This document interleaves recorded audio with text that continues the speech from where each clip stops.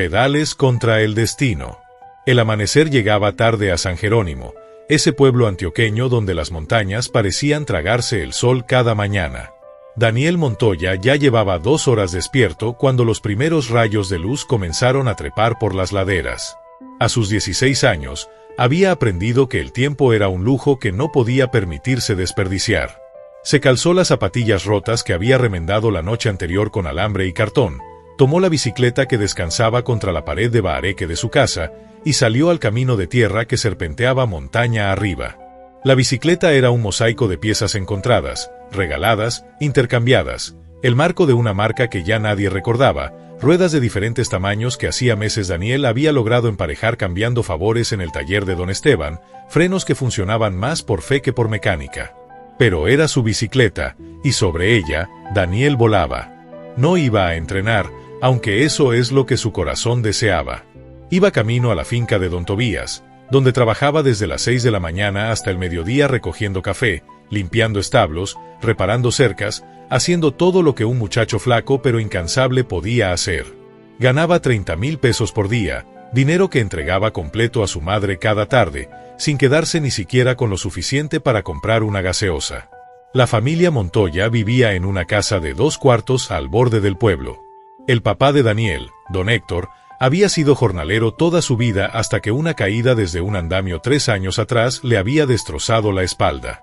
Ahora pasaba los días en una silla en el corredor, el cuerpo quebrado pero la mirada todavía orgullosa, viendo a su hijo mayor convertirse en hombre demasiado pronto.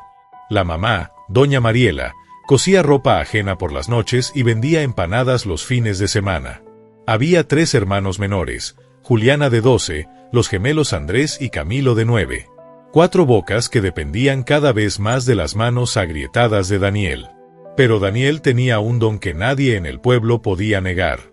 Cuando montaba esa bicicleta destartalada, algo mágico sucedía. Subía montañas que dejaban sin aliento a hombres adultos. Bajaba por caminos de piedra con una gracia que desafiaba la gravedad. En las pocas carreras locales en las que había participado, siempre llegaba primero, a veces con minutos de ventaja, dejando atrás a competidores con bicicletas que costaban más que lo que su familia ganaba en un año. «Ese pelao tiene piernas de campeón», decía don Esteban en su taller. Si tuviera una bicicleta de verdad, podría llegar lejos. «Las piernas no se comen», respondía doña Beatriz desde su tienda. «Ese muchacho necesita trabajar, no andar soñando con ser ciclista». Y Daniel escuchaba, pedaleando camino al trabajo cada mañana, pedaleando de regreso cada tarde, pedaleando en su mente incluso cuando dormía. Porque había algo en él que no podía apagar, una llama que ni la pobreza ni el cansancio ni la responsabilidad podían extinguir. Cuando estaba sobre la bicicleta, no era el hijo del jornalero caído, no era el muchacho pobre que olía a establo, no era el que tenía un solo par de pantalones sin remiendos. Era libre, era poderoso, era completo. Los fines de semana, cuando podía, Daniel se escapaba a las montañas y entrenaba solo. Subía el Alto de Minas, una bestia de camino que ganaba 1000 metros de elevación en menos de 10 kilómetros. Lo subía una vez, 2 veces, hasta que las piernas le temblaban y los pulmones le ardían.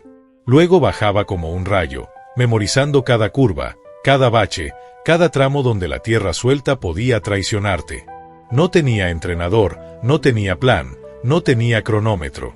Solo tenía hambre, un hambre que iba más allá del estómago vacío, que vivía en algún lugar profundo de su pecho donde los sueños se aferraban con uñas y dientes a la posibilidad. Un sábado de agosto, mientras Daniel entrenaba en las montañas, un carro se detuvo al costado del camino. De él bajó un hombre de unos 50 años, con gafas de sol y ropa de ciclista que gritaba dinero. Se quedó mirando a Daniel trepar la montaña en esa bicicleta imposible, con una velocidad que no tenía sentido dadas las circunstancias. El hombre era Gustavo Rendón, exciclista profesional que ahora dirigía una escuela de formación en Medellín. Estaba en San Jerónimo visitando a un familiar cuando vio pasar a Daniel como una exhalación montaña arriba. Por curiosidad, decidió cronometrarlo. Cuando vio los números en su reloj, no lo podía creer.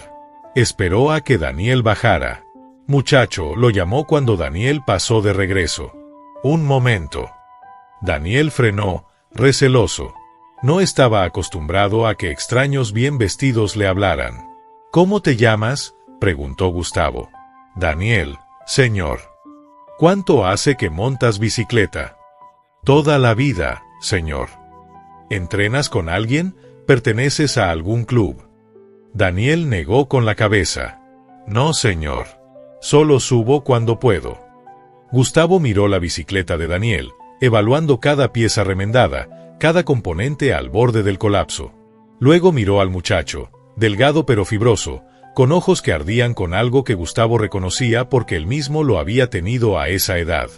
«Acabas de subir el Alto de Minas en un tiempo que muchos profesionales no logran», dijo Gustavo. «Y lo hiciste en esa bicicleta. ¿Tienes idea de lo que eso significa?». Daniel no respondió. No sabía si el hombre le estaba tomando el pelo. Gustavo sacó una tarjeta de su billetera. «Dirijo una escuela de ciclismo en Medellín. Entreno a jóvenes con potencial. Me gustaría que vinieras a una prueba». Daniel tomó la tarjeta con manos sucias de tierra y grasa de cadena. La estudió como si fuera un artefacto de otro planeta. «No puedo, señor», dijo finalmente, su voz apenas un susurro. «¿Por qué no?». «Tengo que trabajar. Mi familia me necesita». Gustavo asintió lentamente. Había visto esto antes. El talento puro aplastado bajo el peso de la necesidad. La injusticia de que el don natural no viniera con un certificado de nacimiento correcto, con una cuenta bancaria, con las conexiones adecuadas. «Piénsalo», dijo Gustavo. «Si cambias de opinión, llámame. Lo que vi hoy no se ve todos los días. Sería un desperdicio que no lo intentaras». Esa noche, Daniel le contó a su padre sobre el encuentro. Don Héctor escuchó en silencio desde su silla, sus manos curtidas descansando sobre el bastón que ahora era su compañero constante, su cuerpo quebrado por años de trabajo duro y ese accidente que lo había dejado medio inválido. «¿Y qué le dijiste?», preguntó cuando Daniel terminó. «Que no puedo. Que ustedes me necesitan aquí». Don Héctor se quedó mirando las montañas que se oscurecían con el crepúsculo. Cuando habló, su voz llevaba el peso de todos los sueños que él mismo había enterrado bajo las exigencias de la supervivencia. Séneca, el filósofo romano, decía que no es porque las cosas son difíciles que no nos atrevemos, sino que es porque no nos atrevemos que son difíciles, dijo don Héctor, sorprendiendo a Daniel. Su padre había ido solo hasta tercero de primaria, pero era un lector voraz de libros usados que compraba por 100 pesos en el mercado. «¿Qué significa eso, papá?». «Significa que el miedo nos paraliza más que las circunstancias mismas. Significa que a veces pensamos que no podemos hacer algo, cuando la verdad es que simplemente no nos atrevemos a intentarlo. Pero ustedes me necesitan. Los gemelos tienen que estudiar. Juliana necesita sus útiles. Y usted necesita sus medicinas». Don Héctor giró su silla para mirar a su hijo directamente. «Yo necesito que mi hijo no termine como yo. Roto y lleno de arrepentimientos a los 42 años. He visto cómo miras las montañas, Daniel. He visto cómo vuelves de entrenar con esa luz en los ojos que se apaga cuando entras a la casa y recuerdas que eres pobre. No quiero que dentro de 20 años estés sentado en una silla como esta, preguntándote qué habría pasado si te hubieras atrevido. No hay plata, papá. Aunque quisiera ir a Medellín. ¿Cómo? ¿Con qué? Déjame preocuparme por eso, dijo don Héctor, aunque ambos sabían que no había nada de qué preocuparse, que las arcas estaban vacías, que hablar de oportunidades cuando no tienes para comer era un lujo cruel. Pero esa noche, don Héctor no pudo dormir. Y en el insomnio, tomó una decisión que cambiaría todo. Al amanecer, le pidió a Daniel que lo llevara al banco en el pueblo. Allí, con manos temblorosas, don Héctor hizo algo que juró nunca hacer. Pidió un préstamo, poniendo como garantía la única cosa de valor que tenían, la casa. 50 millones de pesos que los endeudarían por años, que podían destruir a la familia si algo salía mal, pero que le darían a Daniel 6 meses. 6 meses para demostrar que ese don en sus piernas valía el riesgo. Cuando Daniel se enteró de lo que su padre había hecho, cayó de rodillas en medio de la calle. Lloró.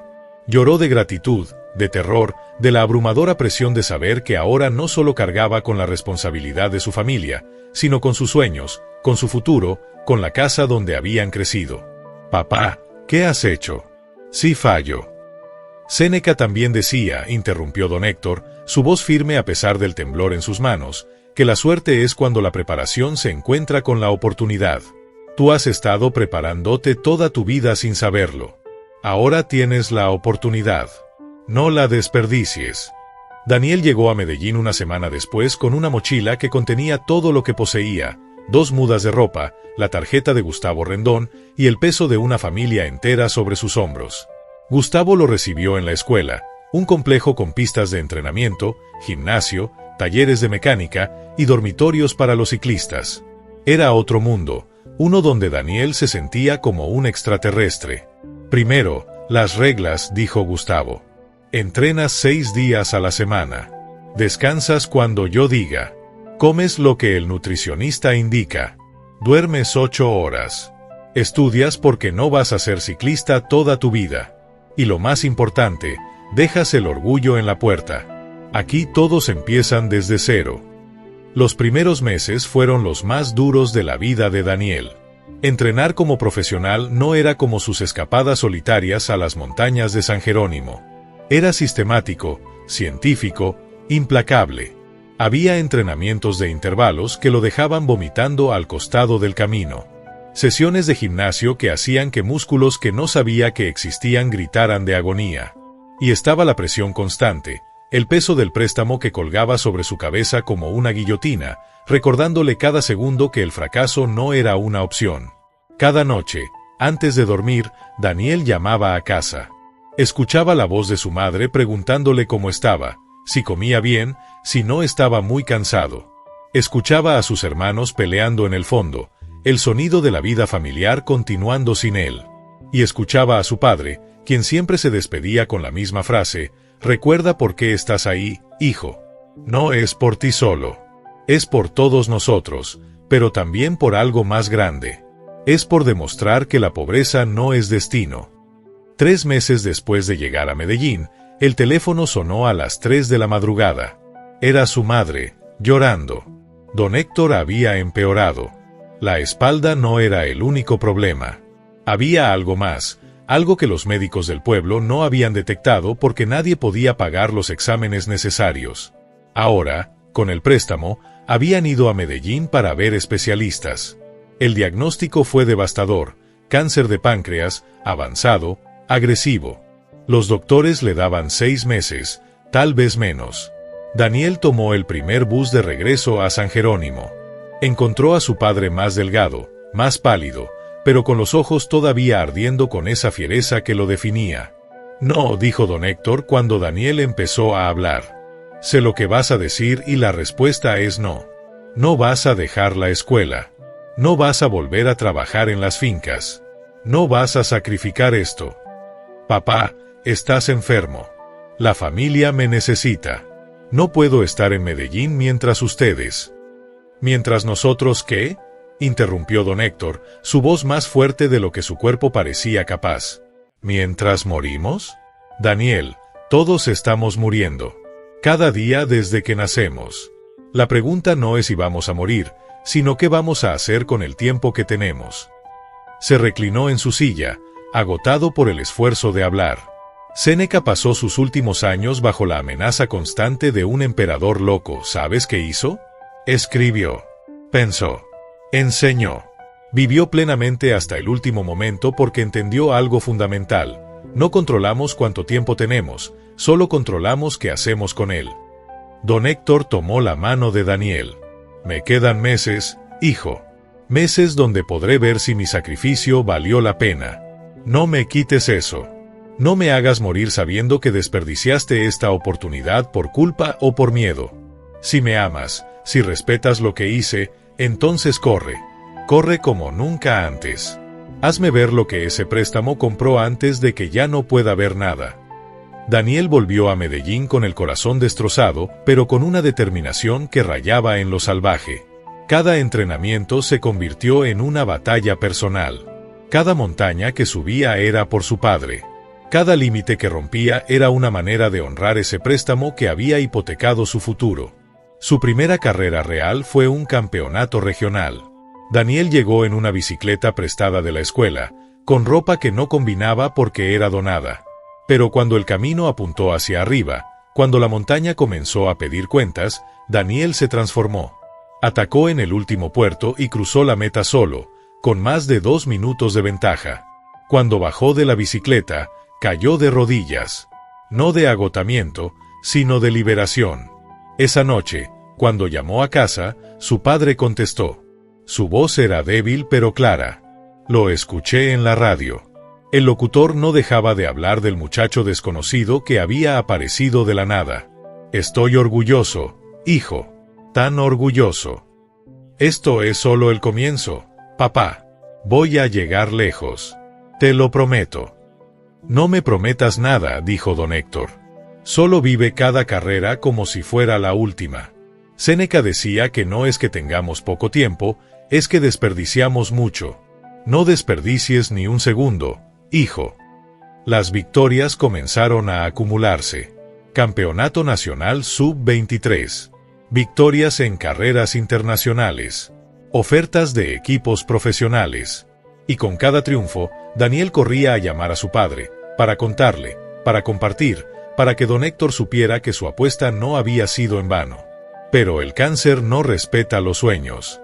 4 meses después del diagnóstico, una noche de marzo, don Héctor cerró los ojos por última vez. Sus últimas palabras fueron, «Mi hijo es campeón». Daniel corrió su siguiente carrera con el número de su padre escrito en un papel dentro de su maillot. Ganó. Y cuando cruzó la meta, se golpeó el corazón 3 veces, mirando al cielo, llorando abiertamente mientras los fotógrafos capturaban el momento. Los años siguientes fueron un ascenso meteórico. Daniel firmó con un equipo continental europeo, luego con uno World Tour. Ganó etapas en grandes vueltas. Se convirtió en uno de los mejores escaladores del mundo. Pero siempre, en cada carrera, llevaba algo de su padre, la disciplina estoica, la capacidad de sufrir, la certeza de que el obstáculo era el camino. Y entonces llegó 2028. El Campeonato Mundial de Ruta se celebraría en los Alpes suizos. Un recorrido brutal, 280 kilómetros con más de 6.000 metros de desnivel. Una carrera hecha para escaladores puros. Una carrera hecha para Daniel. La selección colombiana lo nombró líder. A sus 23 años, era la esperanza de un país.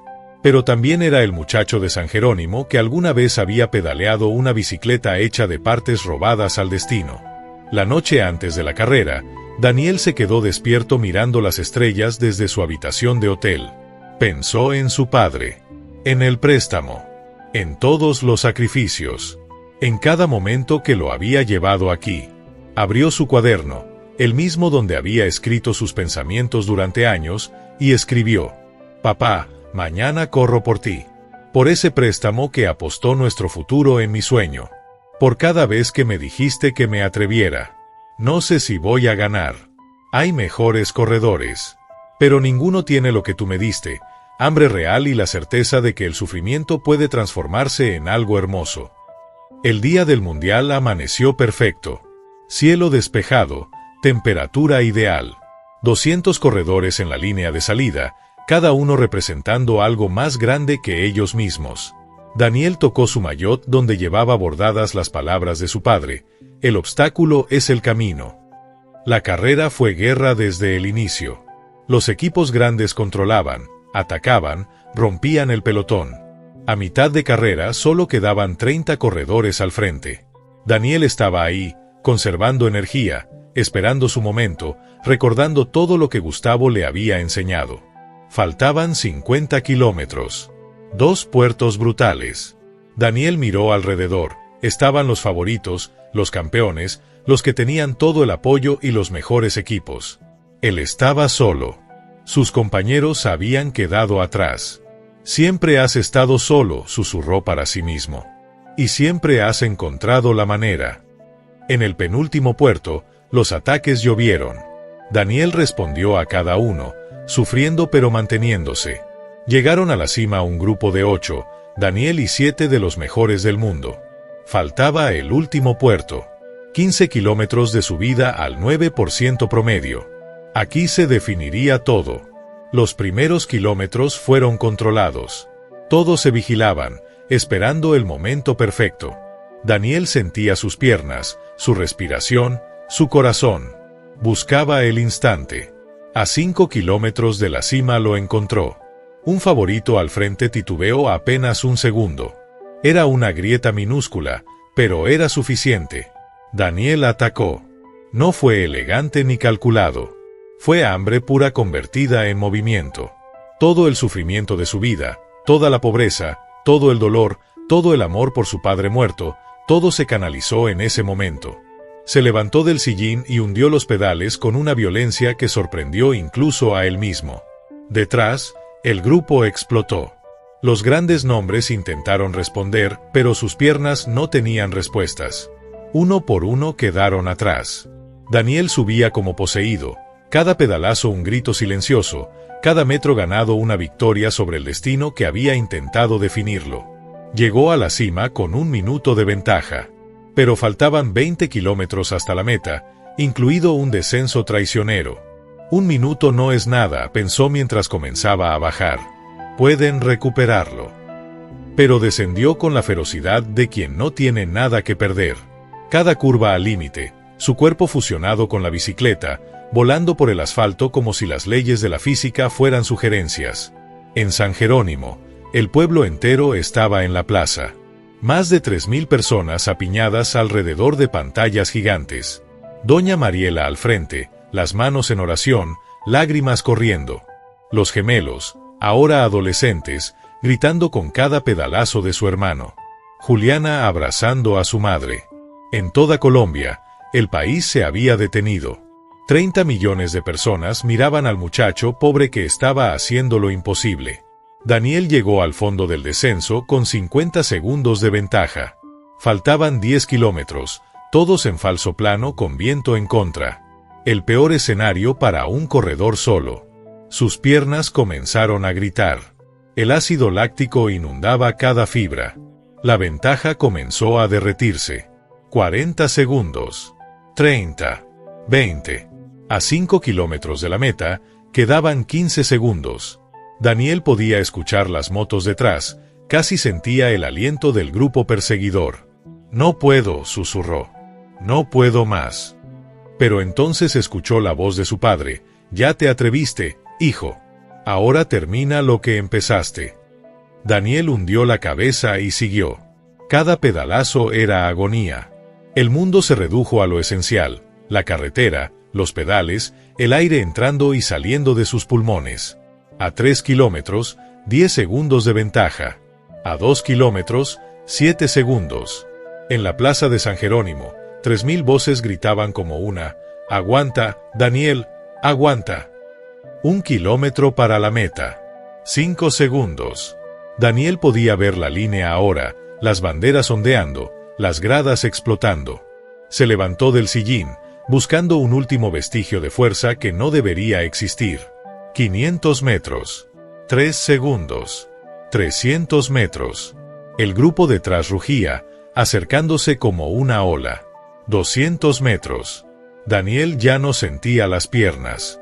Solo voluntad pura, el espíritu de un padre muerto empujándolo desde algún lugar más allá. 100 metros. 2 segundos. 50 metros. Daniel extendió su cuerpo sobre la bicicleta, cada célula gritando. La línea de meta. Daniel Montoya cruzó primero. Campeón del mundo. Por 2 segundos. 2 segundos que contenían una vida entera de sufrimiento y sacrificio y amor y fe. Se detuvo metros después de la línea, incapaz de mantener el equilibrio. Cayó al suelo, la bicicleta a su lado, su cuerpo convulsionando entre sollozos. No de dolor sino de liberación total. Gustavo llegó corriendo, levantándolo, abrazándolo. «Lo hiciste, campeón del mundo». Pero Daniel no escuchaba. Miraba al cielo, las lágrimas corriendo libremente, y susurró: «Lo logramos, papá. Lo logramos». En San Jerónimo, la plaza explotó. 3.000 personas llorando, abrazándose, celebrando como si ellos mismos hubieran ganado. Doña Mariela cayó de rodillas, las manos al cielo, agradeciéndole a su esposo muerto por haberse atrevido. Las cámaras capturaron todo. Daniel en el suelo, roto y completo al mismo tiempo. Luego en el podio, con la camiseta arcoíris de campeón del mundo sobre sus hombros, el himno nacional sonando mientras él lloraba abiertamente, sin vergüenza, sin reservas. En la entrevista después, con la medalla de oro colgando de su cuello, le preguntaron cómo lo había logrado. Daniel pensó en su padre, en Séneca, en todos los años de pobreza y hambre y sueños imposibles. Mi padre me enseñó algo, dijo, su voz quebrada por la emoción. Me enseñó que no es porque las cosas son difíciles que no nos atrevemos. Es porque no nos atrevemos que son difíciles. Él se atrevió a apostar todo por mí cuando no tenía nada que apostar. Y yo me atreví a creer que un muchacho pobre de un pueblo pequeño podía estar aquí, en este podio, con esta medalla. Hizo una pausa, mirando directamente a la cámara, sabiendo que su familia estaba viendo. Esto no es solo mío. Es de cada persona que alguna vez tuvo un sueño y se atrevió a perseguirlo a pesar del miedo. Es de mi padre, que murió creyendo en mí. Es de mi madre, que cosió de noche para ayudar. Es de mis hermanos, que sacrificaron para que yo pudiera intentarlo. Es de San Jerónimo, que me vio crecer y nunca dejó de creer. Se tocó el corazón 3 veces, el gesto que se había vuelto su marca. Papá, si me estás viendo desde donde sea que estés, quiero que sepas, valió la pena. Cada peso de ese préstamo, cada noche que no dormiste preocupado, cada sacrificio, todo valió la pena.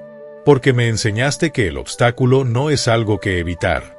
El obstáculo es el camino. Y ese camino me trajo hasta aquí. Esa noche, cuando finalmente estuvo solo en su habitación de hotel, Daniel abrió su cuaderno por última vez. Con la medalla de oro todavía colgando de su cuello, escribió: Papá, lo hicimos. Contra todo pronóstico, contra toda lógica, lo hicimos. Un préstamo de 50 millones se convirtió en una medalla de oro. Pero más que eso, tu apuesta se convirtió en prueba de que los sueños no son privilegio de los ricos. Son derecho de los que se atreven. Séneca tenía razón. No fue porque el camino era fácil que lo intenté. Fue porque me atreví que el camino se volvió posible. Gracias por enseñarme a atreverme. Gracias por ese préstamo que era más que dinero. Era fe. Era amor. Era la certeza de que tu hijo podía volar si alguien le daba alas. Volé, papá. Volé más alto de lo que ninguno de los dos imaginó. Y cada metro de esa altura la construimos juntos. Al día siguiente, Daniel volvió a San Jerónimo. No como el muchacho pobre que había salido años atrás, sino como campeón del mundo. Pero lo más importante, volvió como el hijo que había honrado el sacrificio de su padre. El pueblo entero lo esperaba. Miles de personas llenaban las calles, banderas ondeando, pancartas que decían: Daniel, orgullo de San Jerónimo. Pero él pidió al conductor que se detuviera antes de llegar a la celebración. Caminó solo hasta el cementerio en la colina. Encontró la tumba de su padre, simple pero bien cuidada. Se arrodilló, sacó la medalla de oro de su cuello y la colocó sobre la lápida. Esto es tuyo tanto como mío, dijo en voz baja. Tu coraje compró esta oportunidad. Tu fe me dio alas. Tu amor me enseñó que el sufrimiento tiene significado cuando se transforma en algo hermoso. Se quedó ahí largo tiempo, el campeón del mundo arrodillado ante la tumba de un jornalero caído, 2 hombres unidos por un sueño que había desafiado la gravedad. Cuando finalmente se levantó y caminó hacia el pueblo, hacia la celebración que lo esperaba, Daniel Montoya ya no era solo un ciclista. Era prueba viviente de que la pobreza no es destino. Que los sueños no necesitan dinero para nacer, solo el coraje de atreverse. Y en algún lugar, en el viento que bajaba de las montañas que lo habían forjado, Daniel juraba que podía escuchar la voz de su padre, susurrando las palabras que lo habían llevado hasta aquí. El obstáculo es el camino, hijo. ¿Y qué camino tan hermoso construiste? ¿Te interesa el estoicismo, el crecimiento personal y las historias de vida? Entonces suscríbete y activa la campanita para no perderte ningún video. Y no olvides seguirnos en todas nuestras redes sociales para estar conectado con nuestra comunidad. Únete a la familia de Historias Estoicas.